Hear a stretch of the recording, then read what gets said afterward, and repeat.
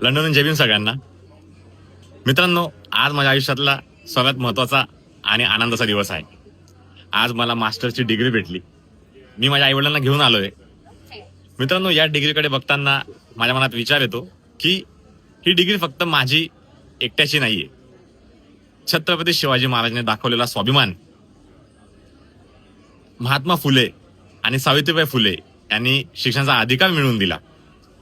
राजर्षी शाहू महाराज यांनी आपल्या सगळ्यांसाठी शिक्षणाचे साधनं उपलब्ध करून दिली.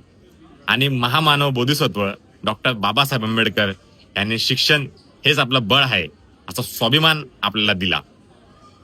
मित्रांनो, शिक्षणाच्या माध्यमातून, या डिग्रीच्या माध्यमातून माझ्याकडून जे काही समाजाचं उद्दीकरण करता येईल ते मी करण्याचा प्रयत्न करेल.